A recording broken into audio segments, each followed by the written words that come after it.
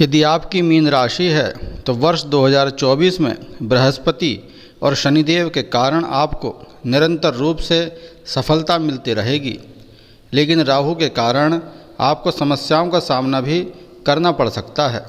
संपूर्ण वर्ष अच्छा बना रहे तो इसके लिए आपको 4 महत्वपूर्ण उपाय करने चाहिए और 3 कार्य ऐसे भी हैं जिन्हें आपको बिल्कुल नहीं करना चाहिए। साथ ही इस वीडियो में मैं आपको ऐसी बहुत सी जानकारियां दूंगा जो आपके लिए बहुत लाभदायक रहेंगी। कैरियर और नौकरी। वर्ष की शुरुआत में मंगल और सूर्य के दशम भाव में रहने से कैरियर और नौकरी में अद्भुत सफलता मिलेगी। नौकरी में वरिष्ठ अधिकारी भी आपसे संतुष्ट नजर आएंगे। देवगुरु बृहस्पति वर्ष की शुरुआत से आपके दूसरे भाव में रहकर आपके दशम भाव पर पूर्ण दृष्टि डालेंगे और छठे भाव को भी देखेंगे। इससे नौकरी में पदोन्नति के योग बनेंगे। काम के सिलसिले में विदेश जाने का मौका भी मिल सकता है। आपके लिए सलाह है कि कहासुनी से बचें और वाणी पर नियंत्रण रखें। शिक्षा और प्रतियोगिता। मंगल की दृष्टि पंचम भाव पर रहने से शिक्षा में व्यवधान उत्पन्न हो सकता है, लेकिन फिर भी आप यदि मेहनत जारी रखते हैं तो सफल होंगे।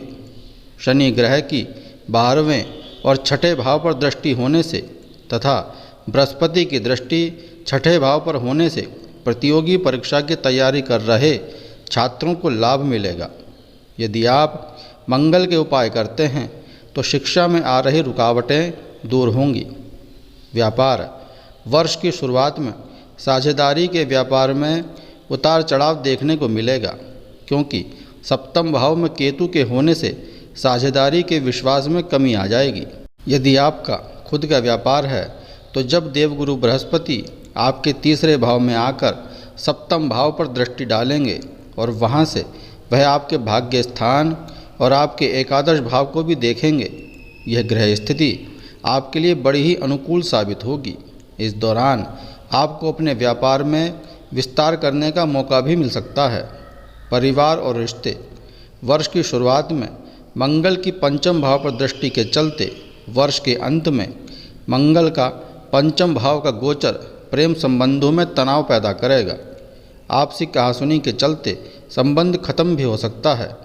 हालांकि शुक्र और बुध के वर्ष की शुरुआत में आपके नवम भाव में होने से आपको अपने प्रेमी के साथ यात्रा का सुख मिलेगा। परिवार की बात करें तो बृहस्पति आपके दूसरे भाव में रहकर पारिवारिक समस्याओं को दूर करने में मदद करेंगे, लेकिन दूसरी तरफ शनिदेव की दृष्टि भी आपके दूसरे भाव पर रहेगी। ऐसे में यदि आपने वाणी पर संयम नहीं रखा तो विवाद होगा। मंगल और सूर्य की चतुर्थ भाव पर दृष्टि और राहु के मीन में होने से आप में उग्रता और चिड़चिड़ापन बढ़ सकता है।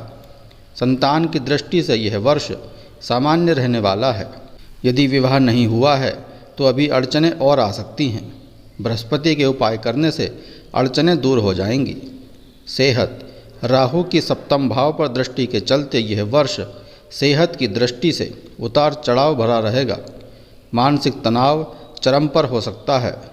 शनि महाराज भी द्वादश भाव में रहकर मुश्किलें पैदा करेंगे। ऐसे में आपको आँखों में समस्या, पैरों में दर्द, चोट और मोच जैसी समस्या हो सकती है। सेहत का ध्यान रखने के लिए खान पान पर ध्यान देने के साथ ही बृहस्पति के उपाय करने चाहिए। आर्थिक स्थिति।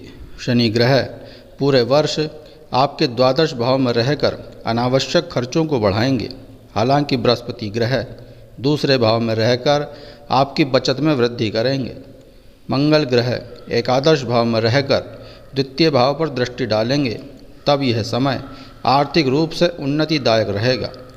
यदि आप अपनी और परिवार की सेहत का ध्यान रखते हैं तो आर्थिक नुकसान से बचे रहेंगे। आपको बृहस्पति के उपाय करने चाहिए, क्योंकि बृहस्पति 1 मई से आपके तीसरे भाव में आकर आपके सप्तम, नवम और एकादश भाव को देखेंगे तथा मंगल का गोचर मेष राशि में आपके द्वितीय भाव में होगा। यह समय आर्थिक रूप से आपको और अधिक मजबूत बनाएगा। मीन राशि और लाल किताब के उपाय। अब मैं आपको बताने जा रहा हूँ कुछ खास उपाय ये लाल किताब के सिद्ध उपाय हैं और केवल मीन राशि वालों के लिए ही हैं। पहला महत्वपूर्ण उपाय यह है कि आप गाय, कुत्ते और कौवे को यथासंभव प्रतिदिन या जब भी अवसर मिले भोजन दें। दूसरा उपाय यह है कि प्रत्येक माह सूर्य संक्रांति पर 400 ग्राम गुड़ की रेवड़ियाँ बहते जल में प्रवाहित करें। तीसरा उपाय है कि शनिवार के दिन शिवलिंग पर सरसों के तेल से अभिषेक करें व एक व्यक्ति को भोजन कराएं। चौथा और सरल उपाय यह है कि गुरुवार व पूर्णिमा के दिन मछलियों को आटे की गोलियां खिलाएं। अब जान लेते हैं कुछ खास जानकारी, जैसे भाग्यशाली अंक, तारीखें और रंग। वर्ष 2024 में आपका भाग्यशाली अंक 3 और 7 है। भाग्यशाली तारीखें हैं 3, 7, 12, 16, 21, 25 और 30। इन तारीखों में विशेष कार्य करेंगे तो लाभ अवश्य मिलेगा। 5 और 7 तारीख से बचें। कोई भी महत्वपूर्ण कार्य या फैसला इन तारीखों या इनके जोड़ की तारीख पर न लें। आपका भाग्यशाली रंग पीला और नारंगी है, लेकिन चमकीले लाल और गहरे काले रंग से आपको बचना चाहिए। अब जानते हैं वे 3 कार्य जो आपको नहीं करने चाहिए। पहला, किसी भी ब्राह्मण, साधु संत व पुजारी का सम्मान करें।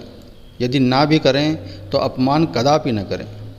दूसरा, एकादशी के दिन चावल व साबूदाना खाना सदा के लिए त्याग दें।